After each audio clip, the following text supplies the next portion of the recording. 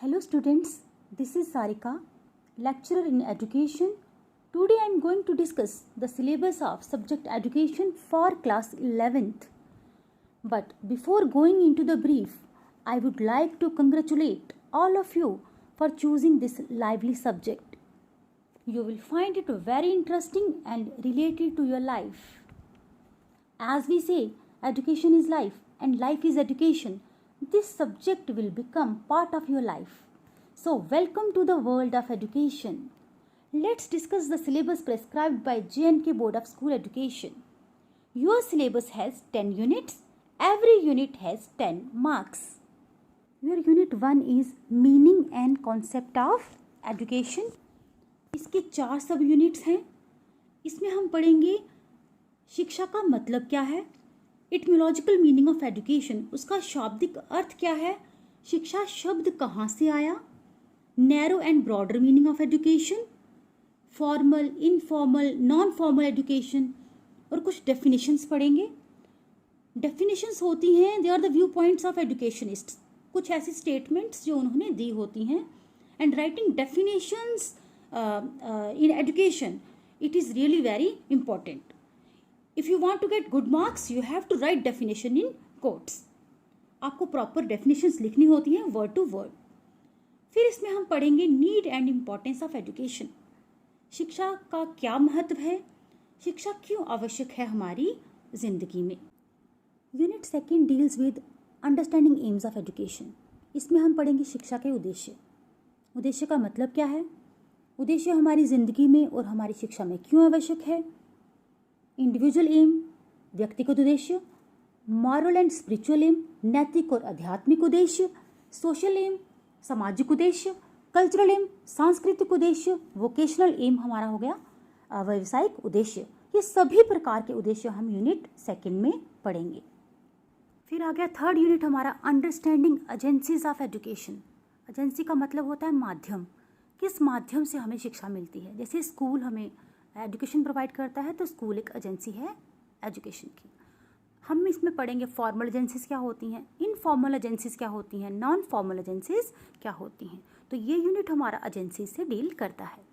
अब हम बात करते हैं यूनिट 4 और यूनिट 5 की.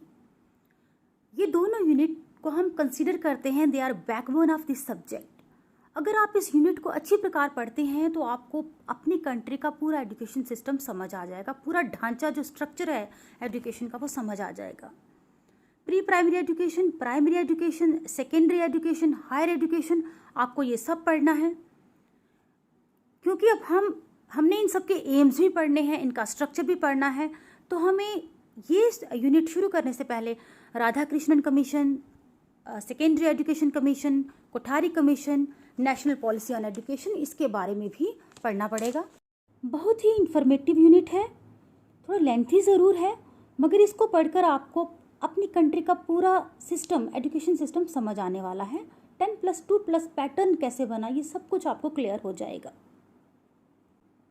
यूनिट 5 है यूनिवर्सलाइजेशन ऑफ एलिमेंट्री एजुकेशन. ये भी उसी की एक्सटेंशन है यूनिट 4 की ही. इसमें हमने प्राइमरी एजुकेशन के बारे में पढ़ना है. प्राइमरी एजुकेशन ही एलिमेंट्री एजुकेशन है कि प्राथमिक शिक्षा को यूनिवर्सलाइज करने में गवर्नमेंट को क्या क्या प्रॉब्लम आई.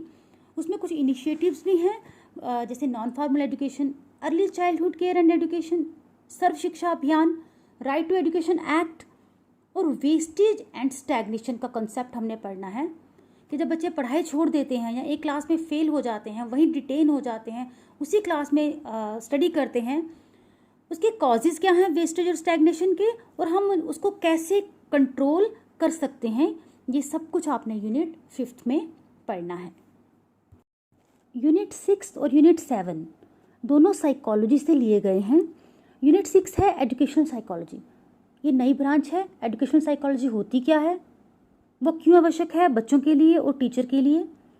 फिर कुछ डेफिनेशंस हैं साइकोलॉजिस्ट्स की, जैसे स्टर्न की, स्किनर की, जड की, क्रो एंड क्रो की. क्या स्कोप है, क्षेत्रफल क्या है एजुकेशनल साइकोलॉजी का, और कौन से मेथड्स जो है एजुकेशनल साइकोलॉजी यूज़ करती है. आपके सिलेबस में ऑब्जर्वेशन मेथड और केस स्टडी मेथड ही है, वैसे बहुत सारे मेथड्स हैं, तो आपको 2 ही मेथड्स पढ़ने हैं. यूनिट 7 आ गया इमोशंस. बहुत ही इंटरेस्टिंग सा चैप्टर है इमोशंस. इसमें you have to study what is the meaning of emotions, what is the concept of emotion, भाव क्या होते हैं। तो डेफिनेशंस हैं उसकी, करेक्टरिस्टिक्स ऑफ इमोशंस हैं, इमोशंस कैसे आते हैं, भाव कैसे आते हैं, कितनी प्रकार के हैं। आपके सिलेबस में बस फियर, एंगर और जेलसी ही है। फिर हम उन इमोशंस को ट्रेन कैसे कर सकते हैं, 2 ही मेथड बताए गए हैं आपके सिलेबस में, सब्लिमेशन एंड कैथारसिस। फिर what is the importance of training of emotions. 8th unit है आपका वैल्यू एजुकेशन का, what is good, what is useful and what is valuable for the students. हमारी ज़िंदगी में किस चीज़ की आवश्यकता है, क्या अच्छा है, क्या बुरा है। टाइप्स ऑफ वैल्यूज़ हैं, social values, moral values, religious values. इनकी सामाजिक मूल्य, नैतिक मूल्य और धार्मिक मूल्य। Need and importance of value education, और हमारी शिक्षा का क्या योगदान है इन इम्बाइबिंग द वैल्यूज़। आप देखिए हर एक यूनिट में आपको नीड और इम्पोर्टेंस पढ़ना ही पढ़ना है, और नीड और इम्पोर्टेंस आप खुद लिख सकते हैं। You have to write only 6 or 7 points. अगर लॉन्ग आंसर भी आता है, ये आप तभी लिख सकते हैं जब आपको पूरी अंडरस्टैंडिंग होगी कि चैप्टर है क्या, किसके बारे में है। तो ये सारी चीज़ें आपको वैल्यू एजुकेशन में पढ़नी है। 9th यूनिट है एलिमेंट्री स्टैटिस्टिक्स। इसमें हम पढ़ेंगे डेटा को टैबुलेट कैसे करते हैं, ग्राफिक रिप्रेजेंटेशन करनी है डेटा की। उसमें आपको frequency polygon, histogram, pie chart, ogive, ये सारे आपको ग्राफ पे ड्रॉ करने हैं। ये जो हमारी स्टैटिस्टिक्स है ना क्लास 11th की, ये बहुत ही इंटरेस्टिंग और बेसिक स्टैट्स है। ये आप देखेंगे बहुत सारे कम्पिटिटिव एग्जाम्स में, इवन केएस में भी पाई डायग्राम का, पाई चार्ट का क्वेश्चन ज़रूर आता था, और अभी भी कॉम्पिटिटिव एग्जाम्स में स्टैट्स में से क्वेश्चन हमेशा आते हैं। फिर इस चैप्टर में है आपका मीन, मीडियन एंड मोड। ये 10th यूनिट है एनवायरमेंटल एजुकेशन का। इसमें आपको पढ़ना है कॉन्सेप्ट ऑफ एनवायरमेंटल एजुकेशन, वातावरण के लिए शिक्षा क्यों दी जाती है बच्चों को, क्यों आवश्यक है, एम्स, ऑब्जेक्टिव सब कुछ पढ़ना है, need and importance of environmental education. साथ ही साथ air pollution, water pollution, noise pollution, इनका मीनिंग, क्या कॉजेज़ हैं और कैसे कंट्रोल किया जा सकता है। So this was regarding your syllabus. If you are new to my channel, please like it and share it. Don't forget to subscribe my channel. Press the bell icon button so that you can get all the notifications regarding the subject. Thanks for watching.